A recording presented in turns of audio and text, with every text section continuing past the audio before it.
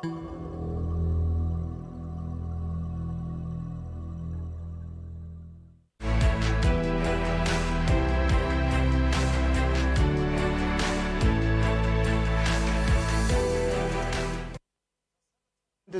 та бүхэнд ороомын төргий. За тэгэхээр өнөөдөр манай микрофоны ард шууд нэвтрүүлэгт за Монгол улсын 3 дахь ерөнхийлөгч Намрын энх хоёр оролцоход бэлэн болсон байна. За сайн байна уу та?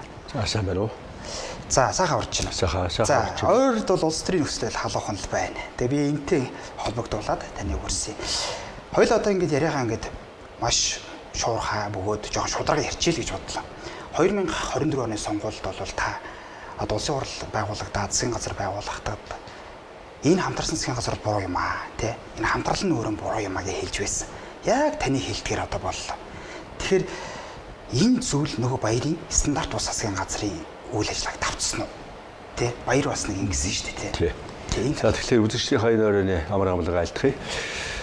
Би бол засгийн газар өнгөрсөн жил бүрэлдэхээс өмнө ерөнхий сайд оюутантай уулзаад тэгээд бас ерөнхийлөгчд за тэгээ хурлын даргад за намын өдөртөх бүрэлдэхүүнд юм ил захидал бичээд тэгээ тэрийгэ тайлбарлаж уулзаж ярилцсан. За энэ хамтарсан засгийн газар бол байж болно. Тэгэхдээ ямар нөхцөл байдаг вэ гэхээр айлч нам сонгуульд олонхын судлыг авч чадаагүй болгоч. Тухайлбал Монголд бол 2004 оны сонгуулийн дараа бол айлч нам сонгуульд олонхын судал авч чадаагүй. Тэгэхээр тэр үеийн Монгол ардын хувьсалдан бол хамгийн олон санал авсан байсан учраас хамтарсан засгийн газар байгуулъя гэсэн одоо өөрөө ирэхгүй хүссэн ч хүсээгүй ч хамтарсан засгийн газар байгуулахаас аргагүй байдалд орсон. Харин 2008 онд өөрөө чинь хэлдэг нөгөө баяр сонгуульд ялсан мөртлөө тэгээ стандарт бус гэсэн нэртэй засгийн газар байгуулсан. 45 суулгасан. Тэгээд тэндээс хойш манан гэдэг ийм нэр томьёо гарч ирсэн. Монгол ардын нам арчс нам хоёр нийлээд манан байгуулсан. Энэ манан бол одоо айхтар муухай үзэгдэл юм а гэж тухайн үед л ерөнхий сайдаар ажиллаж байсан хөрс үх. За энэ оюун эрдэн одоо ерөнхий сайд энэ манан гэдэг үзэгдэл нь үнэхээр маш муухай үзэгдэл байна. Улс төрийн хувьд, эдийн засгийн хувьд бол маш их хариуцлагагүй суртахуунгүй үзэгдэл байна гэсэн мантаа тэмцэнэ гэсэн. Тэгээд энэ мантаа тэмцэж байна гэд нэлээд божигнуулсан, талбай дээр жагссан, манагийн гол төлөөлөгчдгээ тодорхой хүмүүсийг ажил төрлөөс нь буулгаж авсан.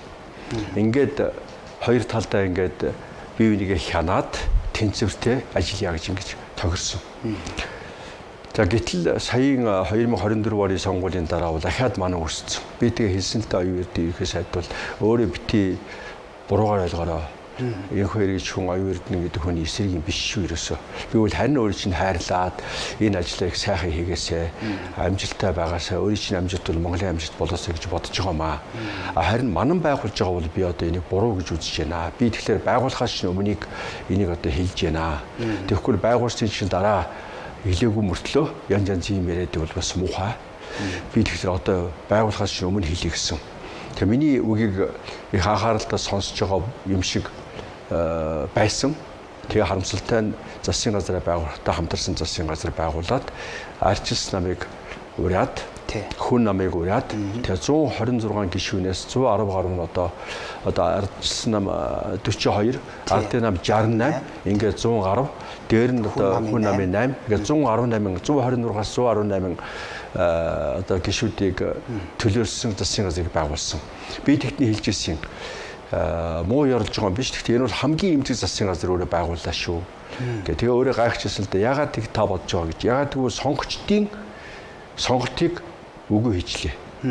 Сонгогч бол танд Монгол ардын намд итгэж 68 суудал өгөөд за ингээд дангаараа засгал гэсэн байна. Арчилс намд бол 42 суудал өгөөд одоо сөрөг хүчин бол ардын намынхны хян гэсэн байна. За хүн намд бусад одоо намууд бол бас адилхан тийм үүрэг орол ноогдсон байна. Тэгтэл та нар байна нэг нь засаглахгүйгээд нөгөөх нь сөрөг хүчин болохгүйгээд ингээд хамтарчлаа. Энэ бол нөгөө legitimacy гэж англиар хэлдэг. Тий одоо ёс зүйн хувьд бол хууль ёсны ёс суртахууны хувьд бол зөв зүйтэй байх ёстой. Энэ зарчим зөрчигдөж байгаа. Нөгөө арчилсан гэдэг орон бол өөрөө энэ сонгуулийнхаа үр дүнд засгийн газараа байгуулдаг. Тэгтэл сонгуулийн үр дүн хамаагүй тэгээд бид нар ингээд сонгуулийн үр дүн ямар ч гарсан хамаагүй бид нар бол ингээд хамтарна гэдэг. За тэрийгэ тайлбарлахдаа бол бас хэвлэл мэдээлэлээр ярьсан л да.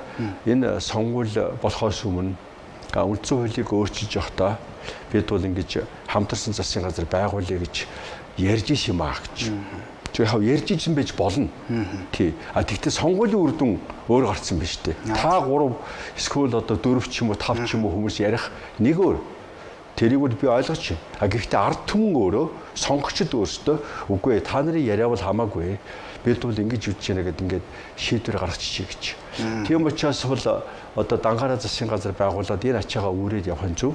Нөгөө тал нь бол сөрөг хүчний хийгээд ингээд хянаад энэ хэл ахвал авилгалыг гаргаж байгаа бол тэрийг талсан зогсоохын төлөө идэвхтэй ажиллах зөв гэж би ингэж үгүйсэн. Харамсалтай тийм юм хийсэнгүү. Тэгээд энэ өнгөрсөн хугацаанд бол ард түмэн бол энэ дундаас бол ерөөсөө хяналтгүй төр зэсэг төрсөн байна. Ахаад ман төрсөн байна. Нөгөө бидний одоо зүрх сэтгэл шингэсэн айдас хүдэс болсон тэр манай ахаад амилчжээ гэдгийг бол ойлгонгуудаа ард түмэн бол одоо бухимдсан. За бухимдалд бол энэ бол том гол шалтгаан. Бухимдалд бол шалтгаан хэрэгтэй байсан. За янз янзын одоо утаач юм уу те одоо эсвэл янз янзын өөр одоо цахилгааны үн нэмэгч юм уу эсвэл өөр янз янзын асуудлууд шалтгаан болох байсан. Тэгээ ард түмний тэр бухимдал бол бас яг одоо ингээд нөгөө хайлах хэмжээнд очиагүй байсан. Тэгээд яг төвчээд исэн юм уу эсвэл тэгээд өвөл болсон юм уу эсвэл янз янзын одоо шалтгаанаас болоод тэр шалтгаан бол олдохгүй байсан. Тэгээд асуудал гараад ирлээ. Сая одоо цүнхний асуудал гарч ирээд энэ бол шалтгаан болчлоо. Энэ бол одоо шалтгаан биш. Гол шалтгаан бол энэ манан. Дахиад манан. Тэгээ баярын алдааг ингээд давтаж аюу эрдэн дараа маань ингээд давтаж байгаа нь бол маш муу байна. Би одоо үнийг сайн санжил хийсэн юм. Тэгээ харамсалтай нь одоо өөрөө засгийн газар унагч нэг гэж айсан юм уу? Эсвэл өөр одоо шалтгаан байсан юм уу? Ямар ч юм мананг байгуулсан. Тэгээ хамгийн эмзэг, хамгийн хэврэг, хамгийн одоо ард түмний итгэлийг авч чадахгүй засгийн газар болж хувирлаа л да харамсалтай. За ойлгомжтой. Дараагийн асуудал бол энэ дараагийн засгийн газар ямар байх вэ гэж. За Монгол Ардын намын бүлгийн дарга байсан хүн ярьсан шүү. Энэ хамтрахгүй гэж яриад байгаа хүмүүс чинь ялхсан өвчин гэж. За бүр Монгол Ардын намын бүлэгт одоо байгаа хүн энэ засгийн газрын хувь заа энэ асуудал биш юм аа. Энэ чинь улсын хурлын хувь заа энэ асуудал цаашаа хөндөгднө. Өөрөөр хэлбэл 68 гишүүнтэй шүү дээ Монгол Ардын намын бүлэг чинь. Тэгвэл 64-ийн хувьд баталдаг тийм үү? За нэг 4 өвчтөе зовлонтой яасан ийсэн гээд. За ингээ ирэхгүй. За бүр хамтрахгүй бол нөгөө улсын хурал төр засгийн үйл ажиллагаа чинь доголдно. Тийм учраас одоо хамтарсан засгийн газар ахаад байгуулна арчилсан намгүйгээр гэж ярьж шүү дээ. Энэ дэр санал нэгтгэв. Тийм. Яг ерөөд олон улсад байдаг жишээг л бүгдээр ярья л да. Одоо Монголын онцлог гэж бид нар ярьсаар угаад энэ ялсан мөртлөө хамтарсан засгийн газар байгуулдаг ч юм уу тий. Хүн төрөлхтний түүхэнд бол ялсан мөртлөө хамтарсан засгийн газар байгуулж байгаа ийм түүхийг үзэхэд бол одоо дайны үед дайнд ажиллаж шүү тий. Эсвэл одоо фашизмыг ялахын тулд фашизмыг дэлхийн дарангуулаас салахын тулд ч юм уу тиймэрхүү маягийн одоо маш ховор нөхцөлд ялсан нам нь бусад намаа ураад хамтарсан засгийн газар байгуулжсэн байна. Одоо Германы жишээ гэж ярьдаг, Израилийн жишээ гэж ярьдаг, Шинэ Зеландын жишээ гэж одоо манай хоёр ерөнхийдөө ярих дуртай л да. Тэрийг ингээд үзэхэд бол харамсалтай нь өөрөө үзсэн л баймаар юм. Тэгтээ одоо үздэг юм уу? Эсвэл зөвлөхүүд нь тэр лавлагагийн нөгөө ерөнхийдөө ажил тавьчих зөвлөхүүд нь муу ажиллаа тэр лавлагааг нь бэлдэж өгдөг юм уу? За Германд юу болдгоо? Айлч нам нь ялаагүй учраас засгийн газараа хамтарч байгуулдаг. Сая бол одоо Христосын арчилсан холбоо, Христосын нийгмийн холбоо гэсэн хоёр баруун үзэлтэй эгч дүү, ах дүү гэж ярьдаг тэр хоёр ном ялаад ялгч юу хав нөгөө олон хамгийн олон судал аваад социал демократууд бол тэр намаас цөөн судал авсан ч гэсэн энэ хоёр аль нь ч хамгийн олонхын судал авч чадаагүй учраас ингээ эвсчлээ шүү дээ. Тэ? За Израильд юу болсон гэхээр бол одоо Нетаньяхугийн нам нөгөө өрсөлдөгч намаас арай олон судал авсан. Гэхдээ бас сонгуульд олон болж чадаагүй. Гэхдээ хэд үнсэх үйлдэлтэй намуудтайгаа нийлээд засгийн газраа байгуулчихлаа. За Шинэ Зеландд юу болсон бэ гэхээр бас альч нам нь сонгуульд ялаагүй. Зүгээр хамгийн олон судалтаа авсан нь нөгөөтгөө ураад тэг өөрийн ирэхгүй нөгөө Монголд 2004 онд аль нь ч ялаагүй учраас хамтарсан засгийн газар байгуулсантай адилхан хамтарсан засгийн газар байгуулчлаа. Тийм учраас бол одоо нэгдээ ялсанд бол аль болохоор дангаараа засгийн газар байгуулах зарчмыг барих нь зүйтэй. Зүүн нь одоо манад яах вэ? Тий. Тэгвэл яг Японы жишээ байна. Либерал арчилсан нам. Либерал арчилсан нам бол ялсан ч гэсэн өөрийнхөө үзэл баримтлалын хувьд бол ойролцоо намтай, комитет гэдэг намтай хамтран засгийн газар байгуулдаг. Тэгвэл ятгахна ардын нам маань хамтрах гэдэг бол зүүн төвийн үзэл баримтлалтай нам байгаа бол хамтрах нь зөв.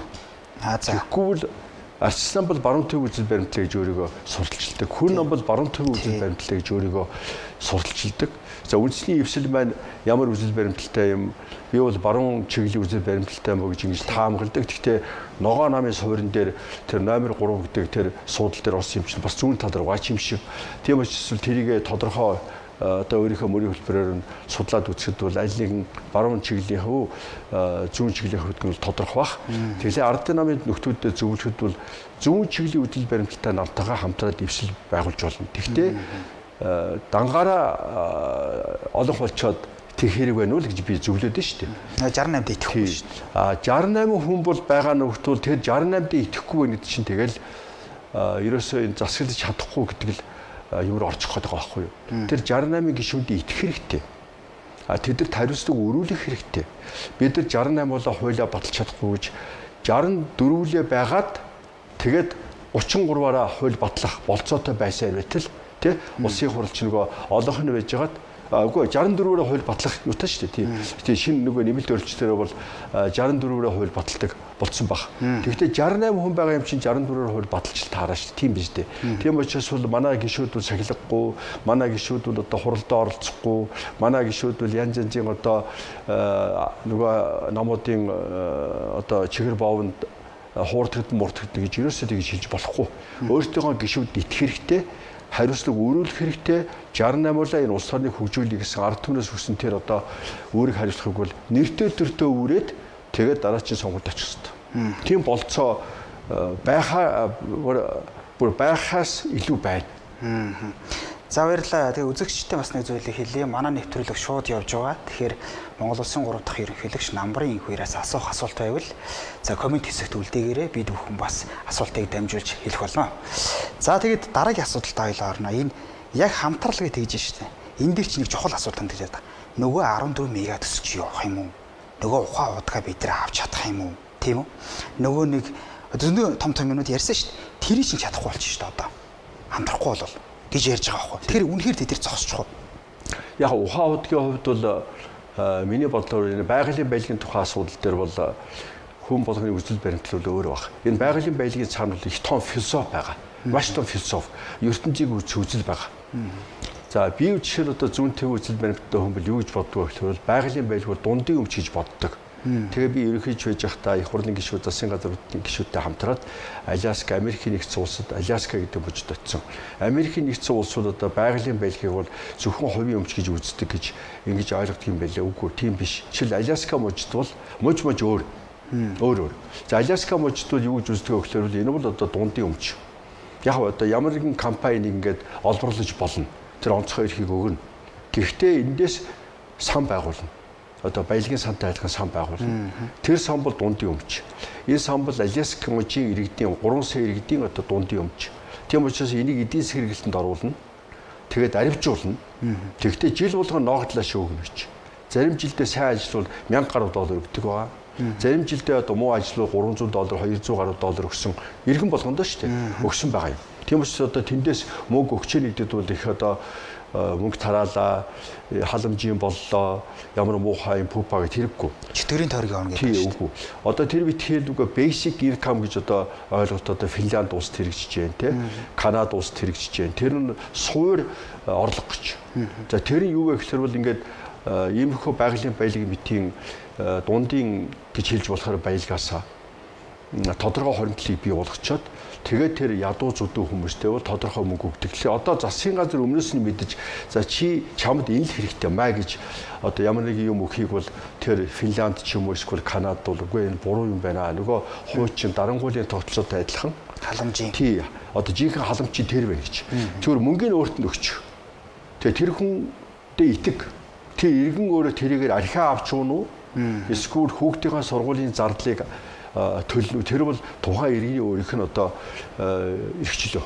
Тэгэхгүй бол урдаас нь одоо юу өмнөөс нь мэдээ за би чамд гутлын мөнгө өгье, эсвэл одоо юу гэдгийг цүнх өгье, эсвэл одоо тим юм өгье гэд ингээд өмнөөс нь юу авахыг ингээд заагаад эсвэл энэ мөнгө өгчих юм бол арихууж таарна гэж бодоод хэрэггүй.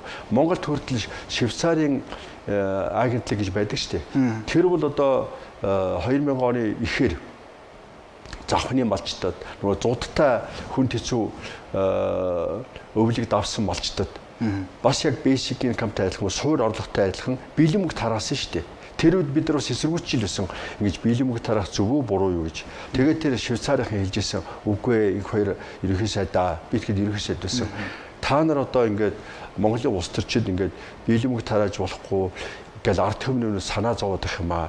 Энэ хүндийн итгэлтэй чи хүндний хэдэн дөрөв өглөө тэр хүн юугаа авна уу? Тэр хүн өөрөө л мэдгэлтэй. Архиа уун уу? Эсвэл одоо өөр гэртээ юм авах нь бид нар бол хүндийн итгэдэг Швейцарт.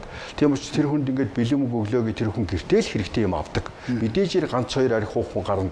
Тэгэж бүгдээрийг одоо хавтгааруулж архичин эсвэл одоо мөнгө төргөө буруу зардаг мараа зардаг гэж бити хэлээчгээд энийг бид нар хэрэгжүүлээг байхгүй. Бид нар хэрэгжүүлэхээс өмнө Швейцарын агентлаг Монголд ийм байдлаар одоо зуданд нэрвэгдсэн аймагуудын малчтад бэлэн мөнгө тарааж энэ бол их зөв юм байна гэдгийг бол бидэрт ойлгуулсан байхгүй. Тийм учраас би ерөнхийдөө байхдаа тэр Аляскагийн одоо Permanent Fund гэдэг байнгын сан гэж Alaska Permanent Fund тэнд очиод судлаад тэгэд одоо ингээд Бээжин дэлхийн сайдаар ажиллаж байгаа Ямагийн их бол за тэр баяр цод гişүн буянг одоо за бүгдээрээ намын дараа жаргал сайхан за тэгээд одоо ламба гэдээ арчсан гişүн бид нар бүгдээрээ очиод энэ чи айгүй хэрэгтэй юм байна нэрээ тийм юм байна ингэж нөгөө дундын санта болж вэж эндээсээ эдийн засгийн хэрэгэлтэнд оруулаад тэгээд одоо яванда ямар нэгэн одоо тэтгэврийн асуудал эсвэл хөрөнгө оруулалтын асуудал эсвэл одоо ямар нэгэн нийгмийн хамгааллын асуудлыг шийдэхэд бол энэ сан бол бэлэн байж ах хэрэгтэй юм байна. Гэхдээ аривчж ах хэрэгтэй юм байна. Энэний удирдлагыг хувийн компанид өгч болно.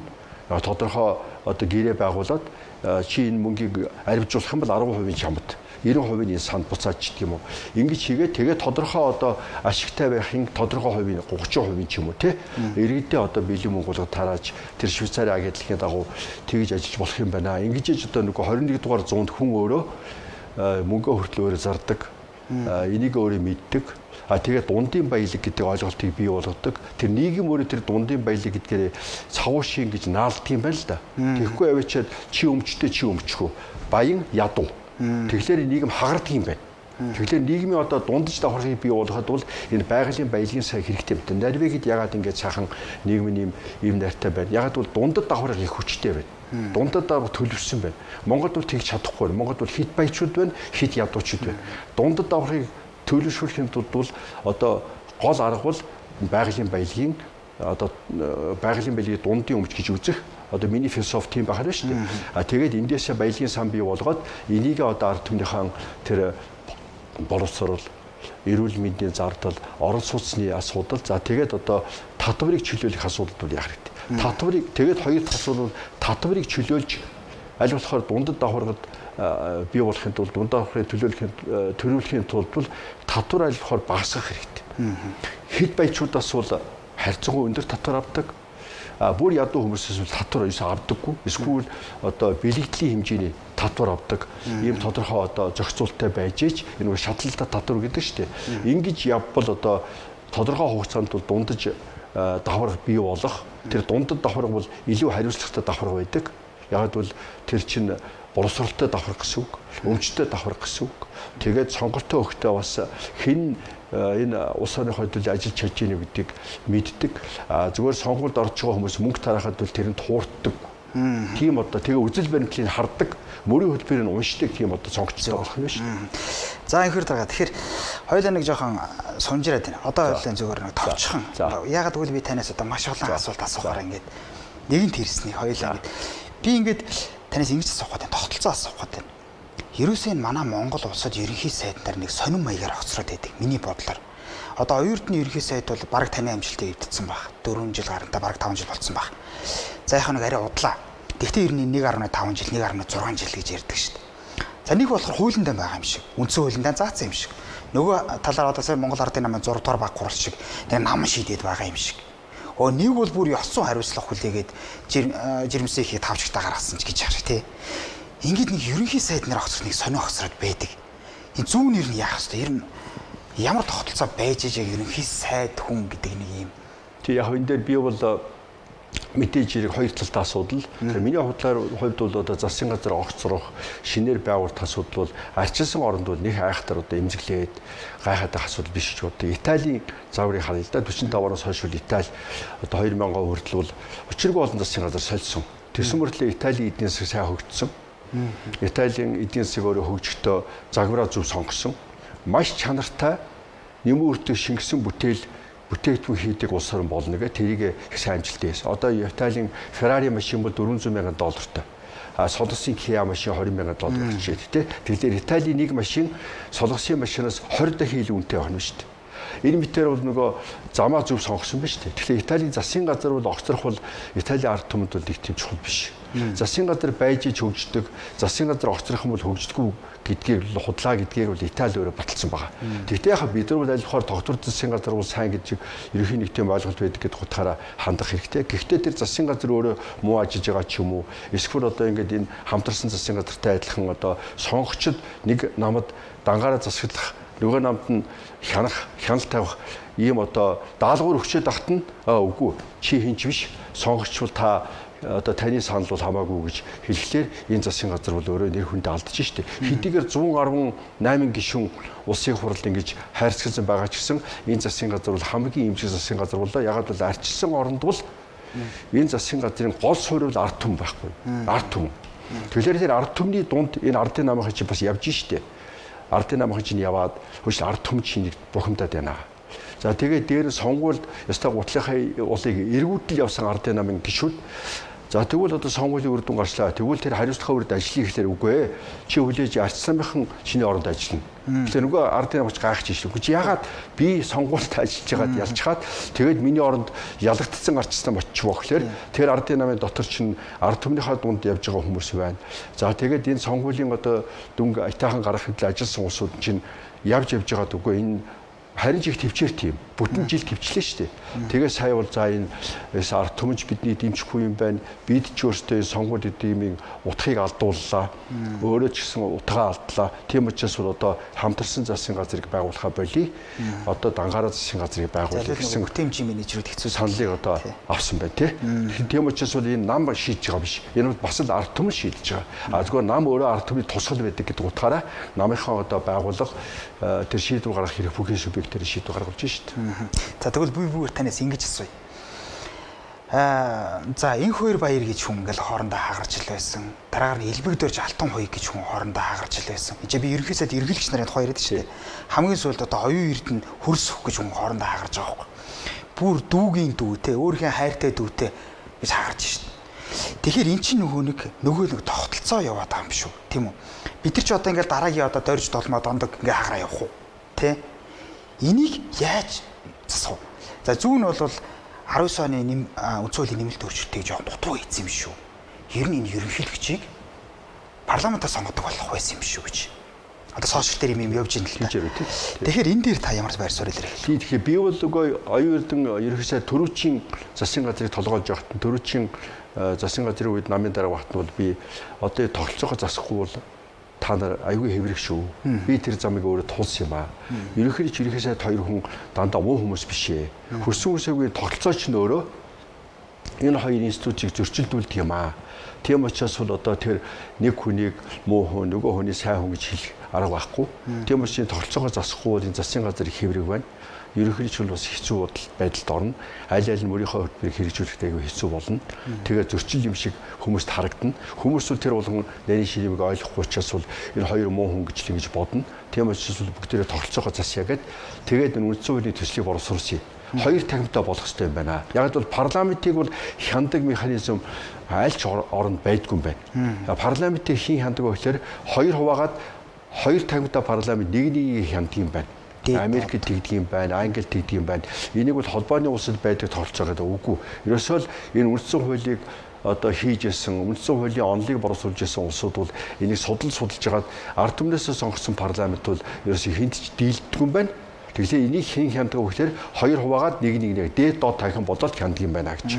Тэгэхээр би тэгья гэж би тийм санал тавьсан. Яг бол энэ дэлхийд тийм жишг тогтчихжээ гэж. Гэтэл манайх ингээд 126 тоогийн нэмээд байгаа байхгүй юу? Тоо нэмлээгээд энэ засгийн газрын энэ парламентын өөрийнх нь үйл ажиллагаа сайжирч чадахгүй. Харин бие бинийгээ хянах юм бол нөгөө хууль чанартай гарна. Тэ хууль сайн боловсрогдно, олон дахин буцна, тэгжээж одоо шүүрсэн шахагдчихээж ус биш жинхэнэ хууль гарна гэж. За хоёрдугаарт бол энэ юуг ерөнхий сайд их хурлын дарга манай одоо ардчилсан намын дарга одоо хүн намын дарга нар яриад байгаа. Одоо бол жишг бол энэ юу хамтарсан засгийн газар байгуулдаг л тийм цаг ирсэн гэдэг. Тэрийг нодлон нөгөө эдийн засгийн форум дээр Америкийн нэгдсэн улсын Quest гэж их алдартай CNN-ийн сурвалжлагч ирж байгаад модератор хийгээд ерөнхий сайд ганц төмөр дарга дөржин дарга гурвыг суулгаж байгаа тайзан дээр асуусан шүү дээ. Танай засгийн газар ямар зарчмаар байгуулж байгаа юм бэ гэсэн. Манай гурав бол одоо ингээд хамтарсан засгийн газар байгуулж байгаамаа. Ингээд сонгуульд хэн ялсан гэсэн ардын нам нь ялсаа гэдэг. Тэгэхээр ардын нам нь ялсан бол та ягаад засгийн газар дангаараа байгуулад ардчилсан намын ганц төмөр дарга дөржин дарга та нар ягаад ингээд хяналтаа тавиад сөрөг хүчин болж ажиллаагүй юм бэ гэж. Бид нар том зорилтыг биелүүлэхийн тулд бол ингэж байгаа ингээд. Тэгээд тэр Quest гэж хүн асуусан шүү дээ. За би өөртөө ойлгохгүй юм байна. Улс төрийн шинжлэх ухаанд онлоороо бол тий засгийн ирэх барьдаг сөрөг гэсэн оёр бижээж л энэ тэнцвэртэй байдал хангагддаг юм а гэж. Тэгтэл манайхан одоо юу энэ бол ерөөсө дэлхийд байхгүй юу бид нар хийж байгаа. Бид нар дэлхийн урт талд төрүүлээ явж байгаа гэж ингэж хэлээдсэн. Тэгээ Quest-гоо гайхаад энийгээ тэгээд яг соёлтой юм чинь за харъя гэсэн. Тэгээ одоо энэ жил ирвэл айгүй бол Quest бидний амыг асуух бах. Нөгөө дэлхийд байхгүй юм хийгээд ирсэн чинь улсууд маань хаа байна гэж асуух бах. Тэгэхээр бид нар бол дэлхийд байхгүй юм хийх хэрэггүй. Дэлхийн одоо байгаа хуулийг л онлыг л дагах хэрэгтэй. Тэр утгаараа хоёр тахимтай парламенттай болно гэж. За хоёр тахимтай парламенттай болохоор бүгдээрээ одоо дээрвэ Чингис хааныгаа их хуралдаа гээд ард түмэн биш. Их хуралдаа гэх тэр одоо ард түмний итгэл болсон одоо ноёд хаадар маань цуглараад Чингис хааныгаа сонгоод за төрийн тэргүүнгээд ингээд сонгоод тэгээд Чингис хаан гэж өргөмжлөөд тэгээд тэрнийхээ удирдлаганд одоо их амжилттай байлдан дагуулж хийсэн байна, улс орноо хөгжүүлсэн байна. Тэ дэлхийд нэр алдраа мандуулсан байна шүү дээ. Тэрнтэй адилхан бид нар бол хоёр тахимтай парламенттай цуглуулад толгойн бүгд хамт Герман улстай адилхан хоёр тахимтай парламенттай ингэж нийлүүлээд тэгээд дундаасаа одоо төрийнхөө тэргүүнийг сонгох бүрэн болцоотой. Манайх энэ хуулиар явсан шүү. Манайх одоо тэгж болох юм болов уу гэсэн би саналыг хийсэн. Яг тэгвэл би хөрөж хэрэгчөөс за оюун эрдэнэ даргаас, амар улсын даргаас, ардчилсан намын нөхдүүдэд асуусан л да. Одоо ерөнхийлөгчийн засаг гэвэл ард түмэн шууд сонгоно. Тэгвэл ерөнхийлөгч шууд засгийн газрын тэргүүн болох ёстой. Тэгсэн чинь манай нөхдүүд бол за энэ аюултай дарангуурч төрүүл яах юм бэ гэж болгоомжлсон. За тэгвэл парламентын засал бэхжүүлэх гэж байгаа бол онлоороо парламент засал бол ямар байдаг вэ гэхээр бол хүчтэй ерөнхий сайд ерөнхийлөгч нь хямралын үед гарч ирж юм зохицуулдаг болохоос биш бусад үед бол тэгээд одоо парламентаа сонгодод тэгээд одоо ингээд сайхан бэлэгдэл болоод тийм нэгдийг эрхэмлээ сууж идэг юм аа. Тийм учраас бол парламентын засал байгаа бол хоёр тахимтай парламентаа байгуулад хоёр тахим бие бинийгээ хянаад засгийн газар нь гүйцэх заслахын ажлыг хийгээд ерөнхийдөө нь хоёр тахимтай парламент дундаасаа сонгогдоод тэгээ бэлэгдлийнхаа одоо үргээ биелүүлээд үнэхээр гүнзгий хямралтай болвол тодорхой хэмжээний одоо тэр засгийн газрыг байгуулах ч юм уу те засгийн газрыг тараах юм уу сонгуул зарлах ч юм уу үйл ажиллагаа явуулж болно гэдэг маягаар явуул яасан бэ гэж би одоо өөртөөхөн захиалгаар хийсэн үндсэн хуулийнхаа төсөлдөө тэгж танилцуулсан.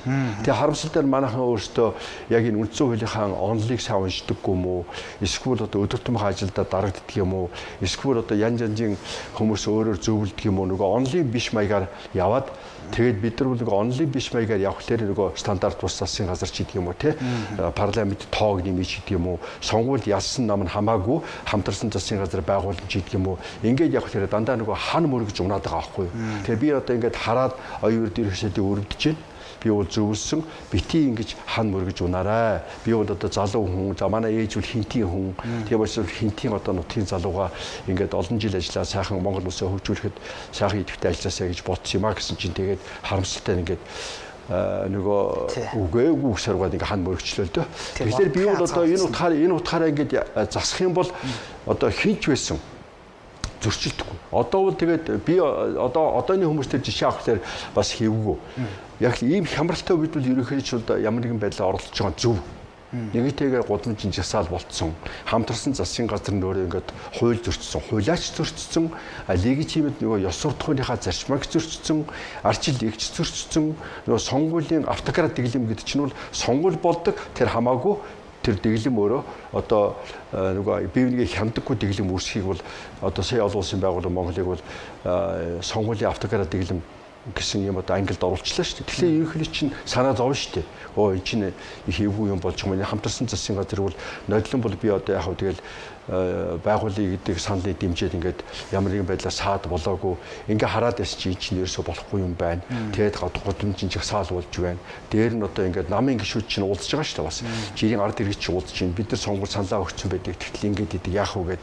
Нөгөө арсын минь хүмүүс нь бас эсэргүүцээд идэг. Гарыг гэдэг. Засгийн газрыг огцруулах гарын үсгэн дээр бичгэн дээр гарын үсгээ зураад идэг. Хүн намынхан зураад эхэллээ. Тэгэхээр эн чинь ерөнхийдөө чинь ийм замраагүй байдалд бол одоо ямар нэгэн байдлаар зогсуулж иж энэ хямралыг давуулахын төлөө манлайл үзүүлж санаачлаг гаргахгүй бол бас болохгүй байхгүй юу.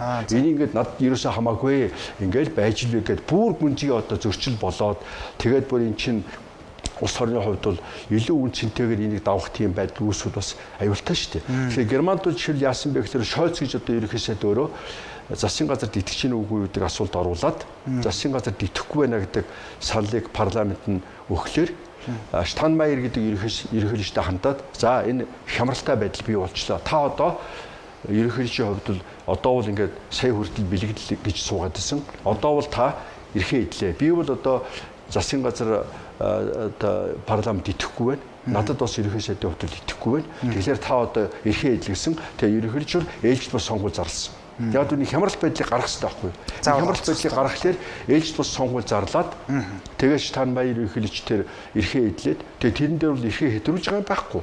Харин зүгээр л одоо хямрал байдлыг зогсуулж штэ. Тэгээд Штайнмайер ерөнхийлөгч ээлжид бас сонгуул зарласан. Тэр сонгуулиар бол Христосын арчсан холбоо, Христосын нийгмийн холбоо гэсэн одоо энэ нэвсэл ялсан ч гэсэн одоо хамгийн олон судал авсан. Тэгээд бусад намуудыгаа ураад олон сарын хилцээр хийгээд сая одоо хамтарсан засгийн газараа байгуулж байна. Тийм учраас бол одоо манайх үндсэн хуулийн одоо өөрөө чинь хэлж байгаа зөв. Энэ тогтолцоогоо засахгүй бол одоо дахиад нэг ерөнхийлөгч, дахиад нэг ерөнхий сайд хоёр муудалцах.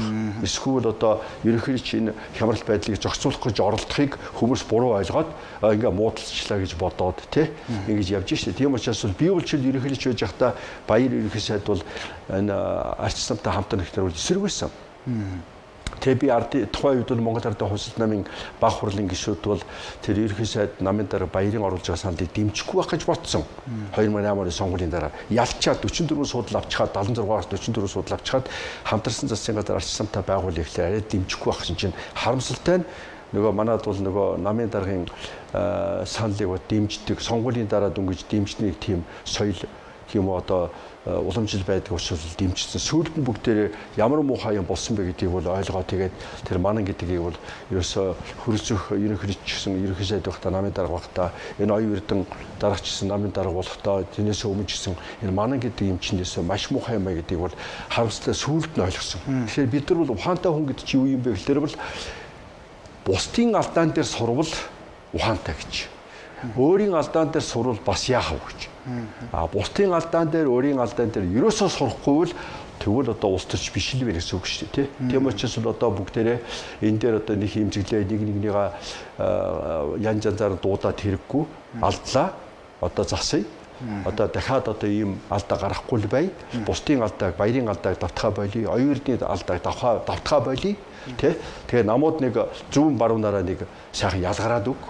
Тэгээд хамтрах юм бол зүүн намууд нь зүүнтэйгээ, баруун намууд нь баруунтайгаа айлч нам нь олон хол чадаагүй л одоо хүсээгүй баруун зүүнээрээ одоо магадгүй тодорхой хугацаанд бол засгийн газараа байгуулах тийм шаардлага гарах нь байна. Японд бол бүр ингэсэн байгаа.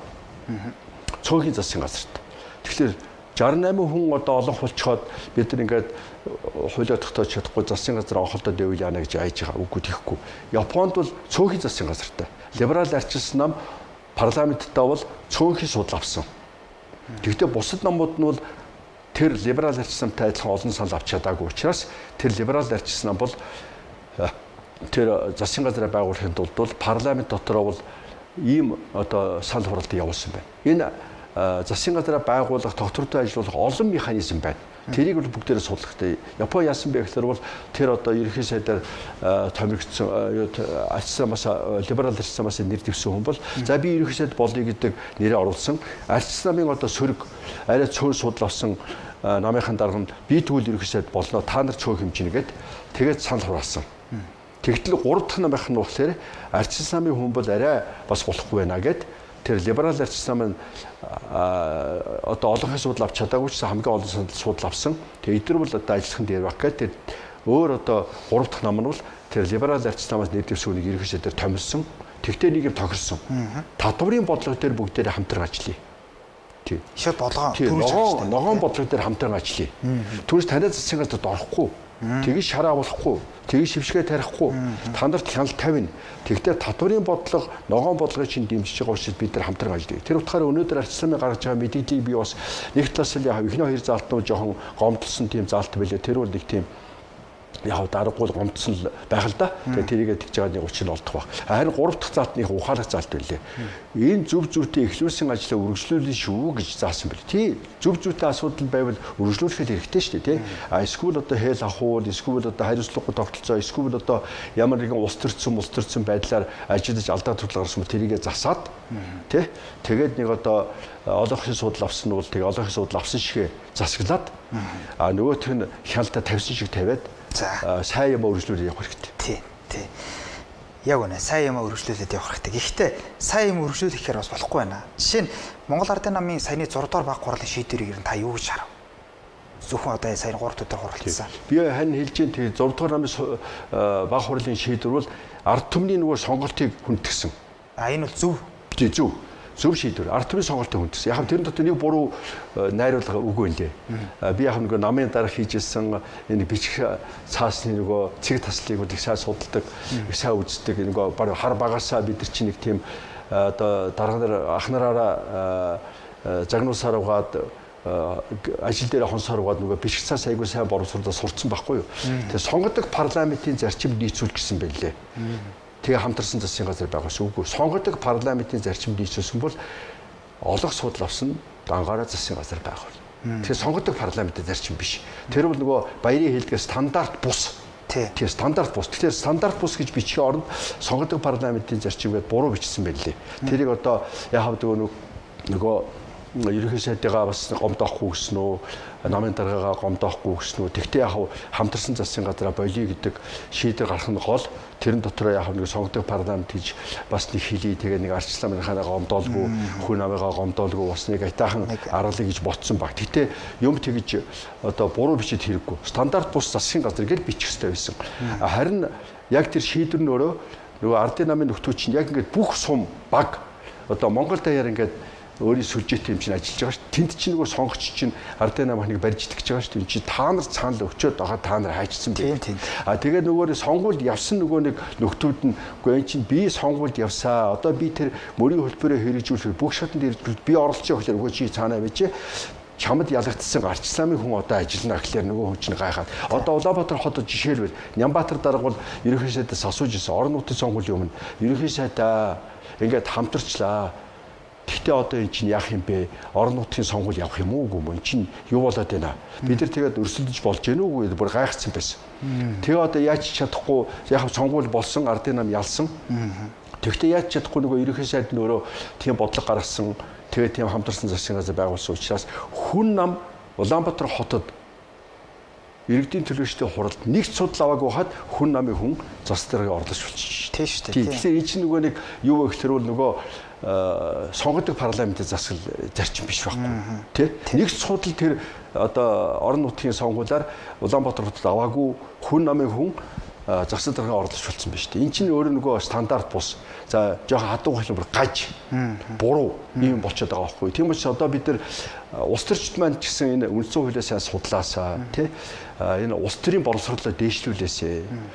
Бидний одоо туршлагаас бас сураасаа, бидний алдаанаас сураасаа, бидний ононоос бас одоо цаашаа өргөжлүүлээсэ.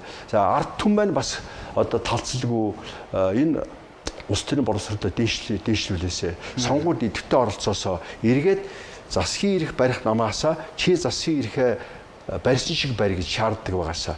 Нөгөө арчилсан намыг бол чи бити тийшээ давхиж ороод чамааг уриалж үзтээ яадаг оюурдан ерөөсөө айгаад ч юм уу эсвэл ямар нэгэн шалтгаанаар тэнцэр юу тогтворгүй засгийн газар байгуул гэж бодож чамааг уриалж шийддээ бити оролдоо гэж хэлдэг байгаа шээ. Тэгэхгүй ганц төмөр дараа яваад орчлоо шүү дээ. Одоо тэгээ ганц төмөр дараа өөрийг сони мэдээд байгаа байхгүй юу? Би оюурданд итгэсэн одоо итгэхгүй гэж. Би ч юу гэсэн үг юм бэ чинь түрүүн итгэжээ тий. Сонгогчдод итгэсэн байхгүй юу? Тэрнээс нөгөө ардын намын дараад би итгэсэн одоо энэ итгэлээ тасаллаа жиж яах шиг. Тэгж болохгүй энэ чинь зүгээр л сөрөг хүчнийхээ ажлыг сайн хийгээл тий дараачийн сонгуульд өөрийгөө бэлдээд тэгээд одоо ардын намын гаргасан алдааг бол эсвэл засгийн газрын гаргаж байгаа алдааг засаад засч чадахгүй шүүмжлээд тий хурлаа эсвэл завсралга аваад чинь парламентэд ажиллах маш олон сайхан болцоонууд байна шүү дээ. Тийм учраас бол тогтолцоогоо засахаас өөр арга байхгүй. Энэ хөрөлцөх ингэж зохицуулах гэж оролдож байгаа бол буруу гэж хийж болохгүй.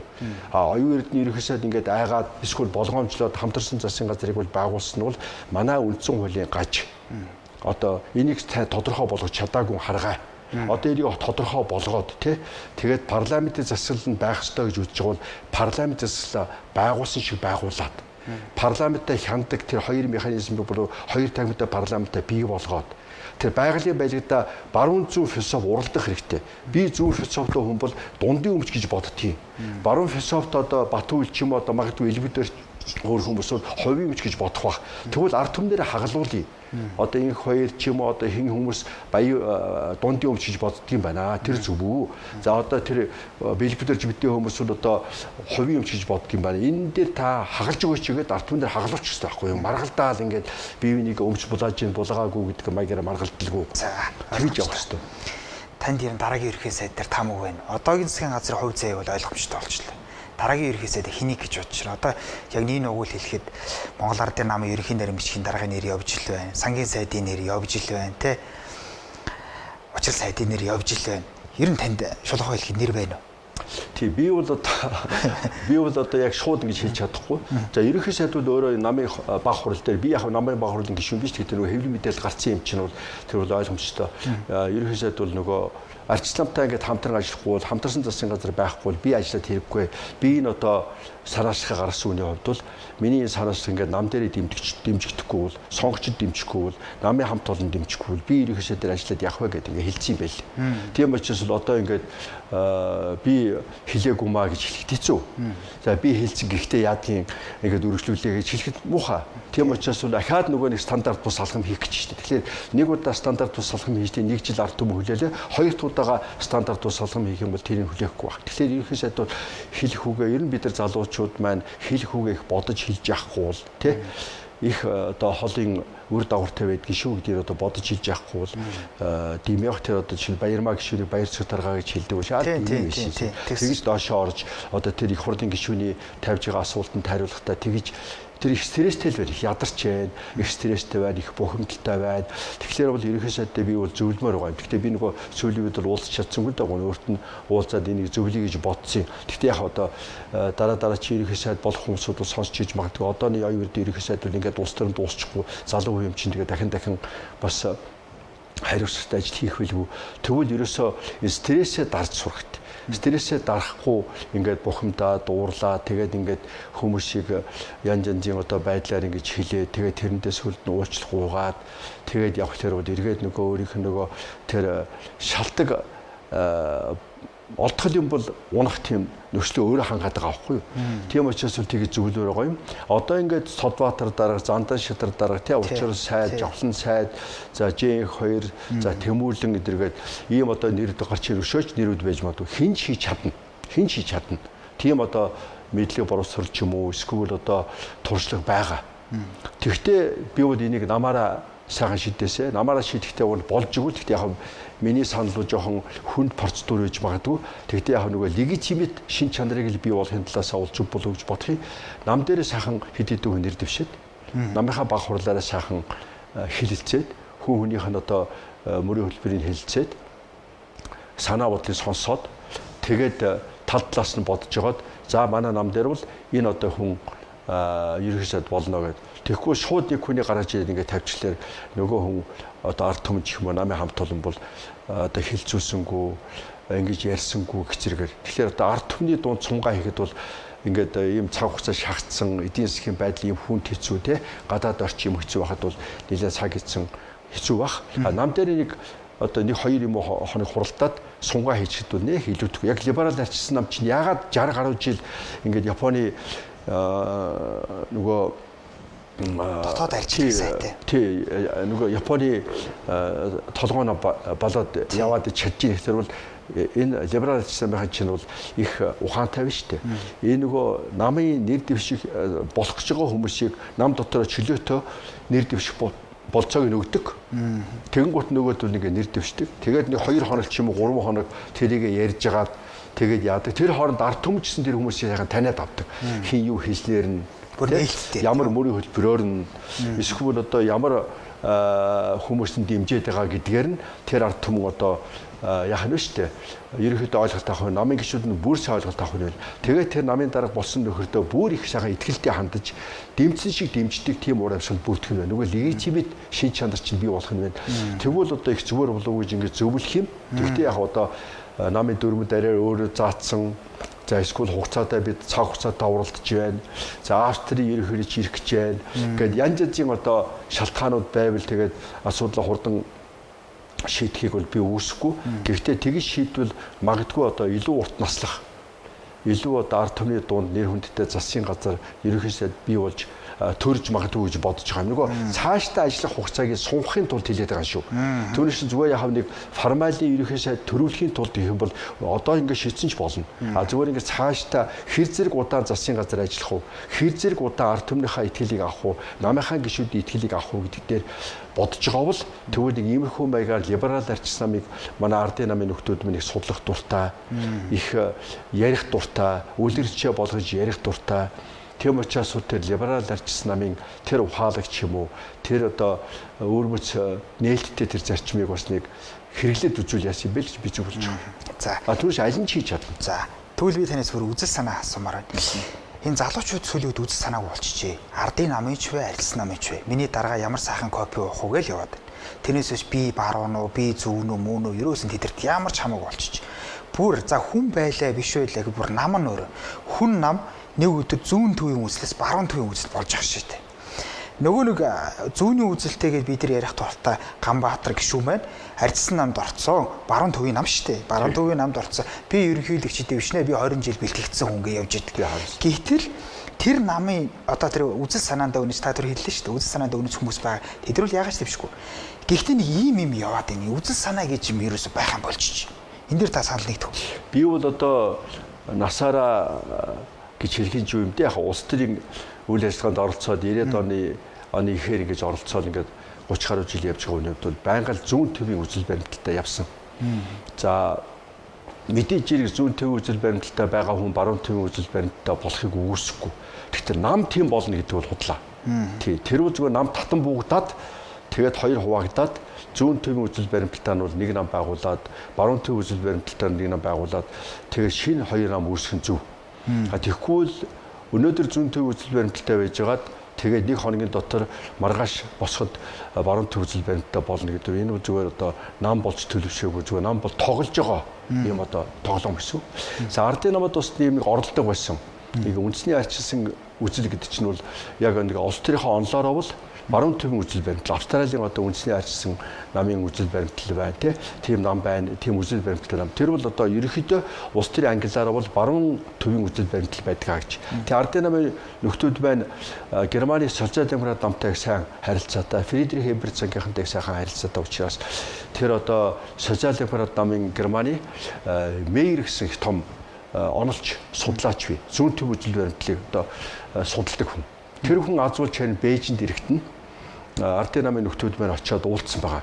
За бид одоо ингээд социал-демократ зүүн төвийн арчилсан социалист нийгмийн арчилсан одоо энэ үзлээ арчилсан үндэсний арчилсан үзэл болгож одоо баруун төв үзэл баримтал болох гэж байна. Тэгвэл социал-демократ намтайгаа Германы социал-демократ намтайгаа хамтран ажилламаар байна. Тэгээд одоо сайхан хамтан ажиллагаа үргэлжлүүлье. Фридрих Эбертийн сантайгаа хамтран ажилламаар байна гэж хэлсэн. Тэгэхэд бол тэр Моллер Эрдэнэ гэж одоо энэ философч хүн орчуулагчээр явсан. Тэгээ би тэр үед бол Моллер Эрдэнэтэй нөгөө хувьсгалт намаа зүүн төвийн үзэл баримталтай намаа ингээд байгуулад юм уу сэргээгээд гэх юм уу хамтран ажиллаж байсан учраас бол Моллер Эрдэнэ маань тэр уулзалтанд оролцоод өөрөө герман хэлний хүн учраас бол орчуулга хийгээд явсан. За Чулуунбаатар гээд академийн дидээр хэлж байсан хүн одоо бурхан болсон л доо. Энэ хоёр хүнээс сонссон. Моллер Эрдэнэ сонссон, Чулуунбаатар сонссон. Тэгээ очсон чинь мэй руугаа уурлаад бухимдаад юу гэсэн үг юм бэ? Тэгвэл тар. Тэг шинэ нам байгуул. Энэ чи юу гэсэн үг ингээд зүүн төвийн үзэл баримталтай нам. Нэг өдрийн дотор нэг их хурлаараа баруун төвийн үзэл баримтлал очно гэж ирсэн байдгүй маа. Энд чинь одоо итгэл үнэмшлээ ингэж сольдгүй маа. Энэ чинь намын хамт олон гэж байдаг юм аа. Энэ намын хамт олон чинь бол ийм л одоо байдлаар та бүхэн сайн дураараа эвлэлд нэгцээ. Тэгэхээр хэдэн дарганаас шийддэггүй маа гэд бухимдалтай нөгөөдөл чинь ёстой буруу юм хийх гэж байгаа маань гэдгийг ойлгоод тэгээ Моллер Эрдэнэ бас тэрийг орчуулж ирсэн хүний хувьд бол яг өөрөө мэдчихэж штэ.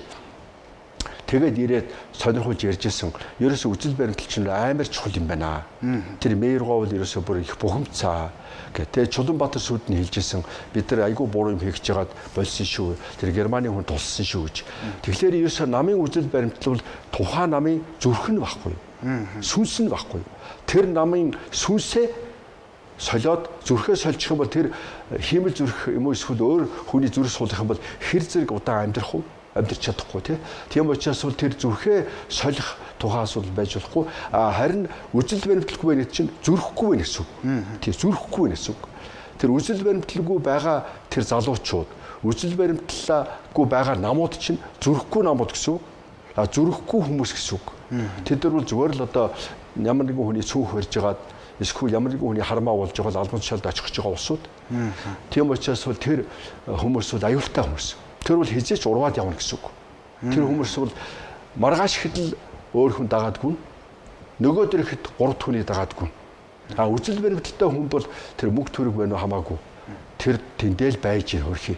Тийм учраас бол би бол залуучуудыг зүрх сэтгэлдээ болооч, үзэл баримталтай болооч, намуудыг сүнстэй болооч, зүрх сэтгэлдээ болооч, үзэл баримталтай болооч тэрийгээ сайн баримтлаач гэж л би зөвлөмөр. Та бас хувь хүн бас ярихгүй. Би бас тэн дээр энэ үндсэн хууль гэхээр бас ингээд нийгэмд их айц төрөх юм аа. Үндсэн хуулиа өөрчлөхөөр одоо яах болоо гэд. Яг нэг үгүй хэлэхэд энэ хөрс сөх ерөнхийлөгч үндсэн хуулийн өөрчлөлтөөр ахиж сонгох тэгэж явал та дэмжих. Би бол тэгж ерөнхийч хөрсөхөд тэгж бодож байгаа гэж бодохгүй байна. Одоо ингээд 6 жил болчлоо. Тэгээд ягаад ч юм тэр одоо арчсан намын зарим хүмүүс тэг хардаж тэгж хилээд байлээ. Тэмүүжин гишүүн жишээлбэл одоо яхаа шууд хөрсөг гэж хүний нэр хэлэхгүй. За Ганбаатар гишүүн бол нэрийг хэлж инлээ. За тэгж байгаа гэж.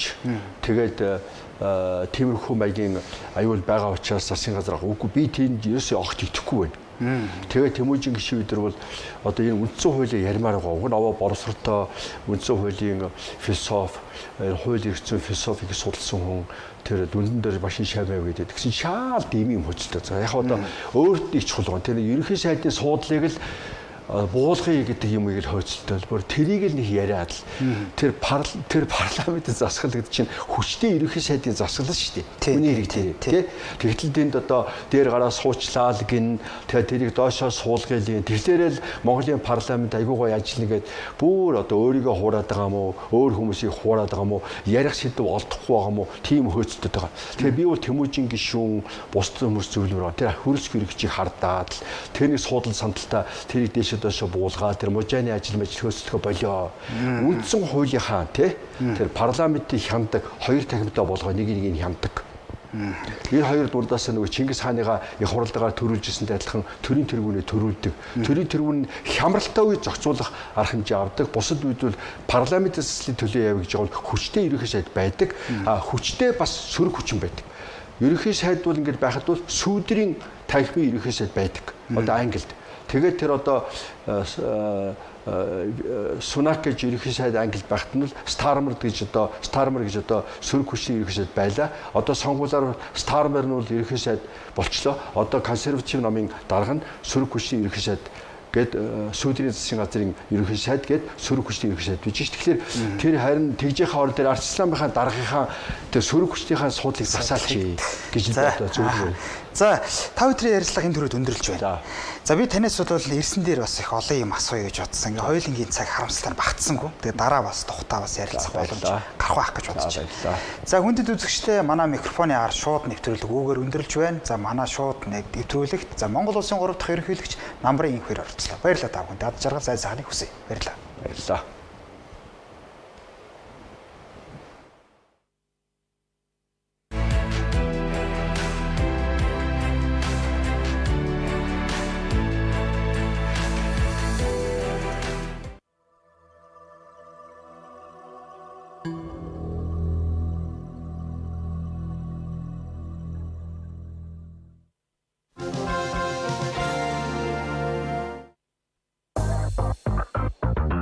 Pocket App ирээдүгэ бүтээн.